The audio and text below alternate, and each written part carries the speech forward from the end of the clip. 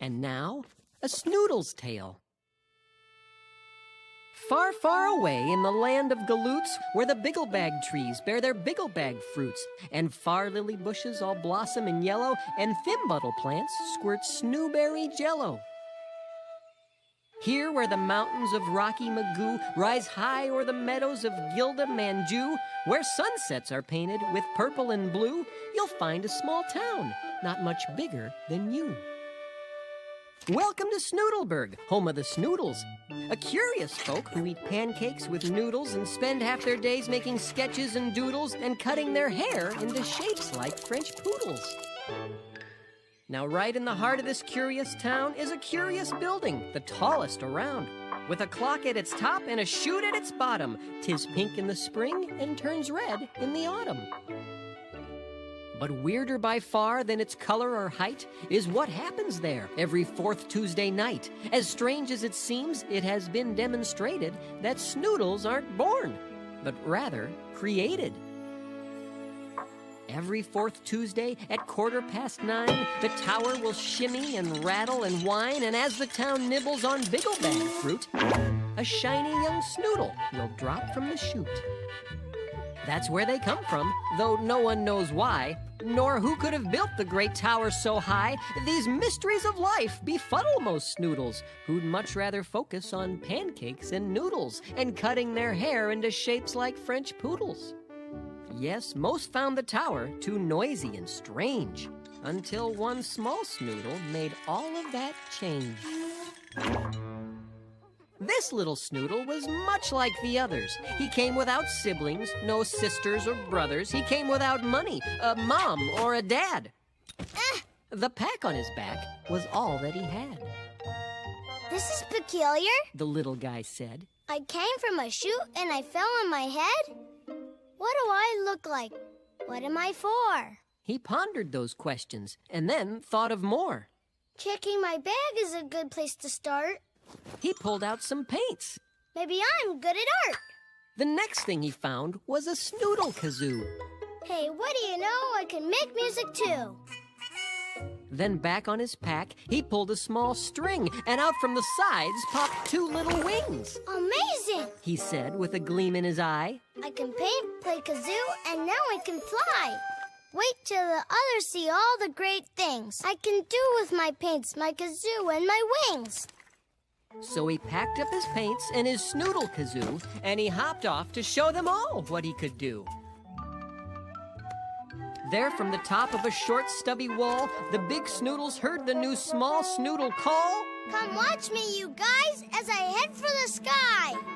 He straightened his wings with a gleam in his eye. Then he jumped, and he flapped like the red-snooted finches that fly from the plains to the peak of Mount Ginches. His flight, unlike theirs, covered only 12 inches.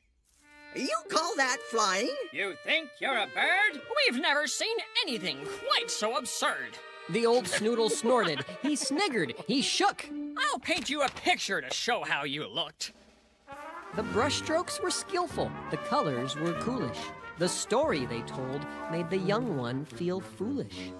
Take it from us, said a Snoodle named Lou. Flying just isn't what you're meant to do. The young Snoodle drooped. He felt his heart sag. The painting the old Snoodle placed in his bag. Carry this with you, the old Snoodle said, so visions of flying don't go to your head. The weight on his back was as heavy as lead. So under the weight of the picture he bore, he hobbled along feeling lonely and sore. Till up far ahead on a bench near the tower, he spied a bright bundle of far lily flowers. His heart started lifting. What beautiful things. Then he remembered. I've got more than wings. So quickly, he dug the paints out of his pack and hoped that with art, maybe he'd have the knack. I did it! He yelled to the Snoodles in town, then held up his picture as they gathered round. You did it all right, said the Snoodles, replying. You showed you're no better at painting than flying. Then one of them laughed, and while eating a waffle, painted a picture that made him feel awful. You're puny. You're silly. You're not all that smart. You can't use your wings, and you're no good at art. That picture, too, was placed in his pack and made his heart slump just as low as his back. I'm ugly, I'm foolish, and so very small. I don't think I should be with Snoodles at all. And so he decided to get out of town. His wings hung so low that they dragged on the ground. He walked past the tower and out of the city. He walked through the fields and thought, My, this is pretty. The far lily bushes all blooming in yellow, and thimbleweed plants squirting snowberry jello. I might like it here, said the small Snoodle fellow. Then, feeling some warmth coming back to his chest, he thought he would sit for a moment and rest. But try as he might to sit down with grace, the weight on his back knocked him flat on his face. Ha! That's a hoot. Said a voice from behind. A farmer stood up with a thimbleweed vine. Why, you need a picture, my Snoodleberg bud, lest you forget how you look in the mud. And so in an instant, the picture was done and placed in his backpack, which now weighed a ton. The poor Snoodle struggled. He wobbled, he groaned. He stood to his feet and he said with a moan, Is there anywhere I can be truly alone? Just then overhead flew two red-snootered finches, winging their way toward the peak of Mount Ginches. I see. Said the Snoodle. Then that's what I'll do. The home for those finches will be my home too. So painfully, struggling under his pack, the small Snoodle inched up the big mountain's back. He crawled over boulders in rain and in lightning. He trudged on, though the journey was frightening. Till finally on Sunday, at 2:15, he spied all the meadows of Gilda-Manju and realized he was on top of Mount Ginches, alone with the wind and his thoughts and the finches. He thought of the Snoodles. He thought of the tower. He thought of the bell that would chime on the hour. He thought of his pack and his very long walk. He thought it so loudly, he heard his thoughts talk.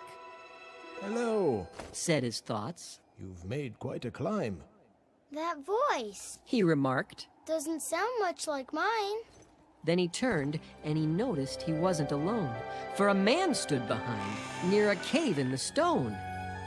He looked like a Snoodle, though quite a bit bigger, Maybe a giant. the small Snoodle figured. I'm going. The Snoodle boy said with a huff. And don't paint a picture, I've got quite enough. But first, come inside. The man said. Have some tea. I'm so very pleased that you're visiting me. The Snoodle boy stopped, though he'd only gone inches, and stared at the stranger he'd found on Mount Ginches. He didn't seem angry. In fact, he looked kind. The poor little boy was confused. Are you blind? I'm puny. I'm silly. I'm not all that smart. I can't use my wings and I'm no good at art. The stranger leaned down with a pain in his heart. Who told you these things? He asked. How do you know? These pictures I have in my pack tell me so. The small Snoodle sniffled and started to go. First, if you please, let me look at this art. That makes your pack heavy and weighs down your heart. Then, picture by picture, he unpacked the bag that bent the poor Snoodle and made his wings sag. Dear boy, Said the man. these look nothing like you.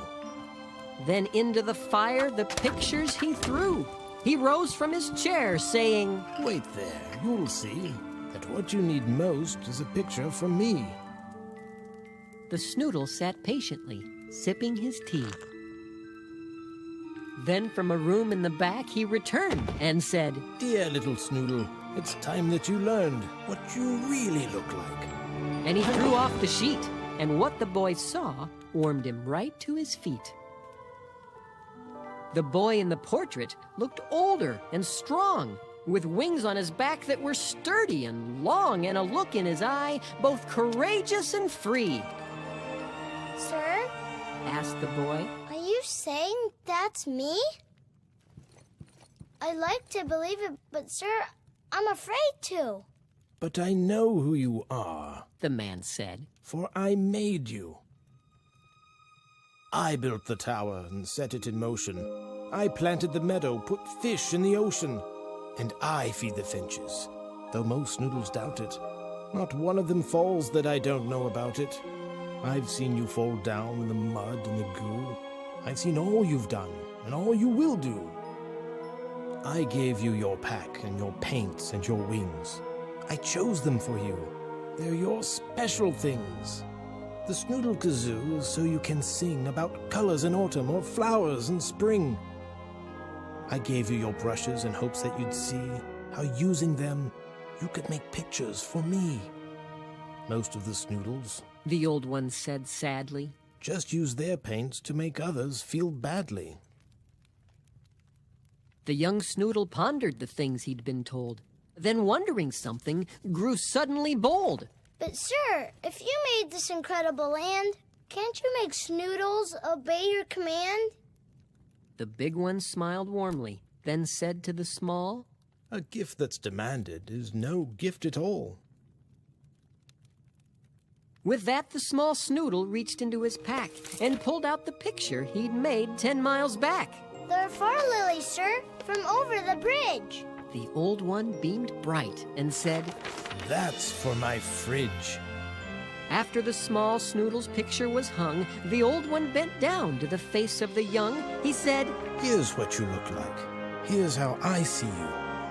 Keep this in your pack and you'll find it will free you from all of the pictures and all of the lies that others made up just to cut down your size. And lastly, your wings. You know what they're for. But not just to fly, son. I want you to soar. But sir, said the Snoodle. how can I fly? This picture's so big, I won't get very high. But this picture's special. It's bigger, it's brighter. Carry it close, and I think you'll feel lighter. As soon as he heard it, the Snoodle looked down and noticed that he was an inch off the ground. He laughed and he leaped and he flew from the cave, feeling now older and stronger and brave. And he flew through the clouds and he flew with the finches. He soared up and down round the peak of Mount Ginches. He flew over far lily bushes in yellow and thimbuttle plants squirting snowberry jello. He flew over bigglebag trees and their fruits in big lazy loops o'er the land of galoots. Then hurried back home to the center of town, where the Snoodles all stood with their wings on the ground. And starting precisely at 2:15, he told them the story that I just told you.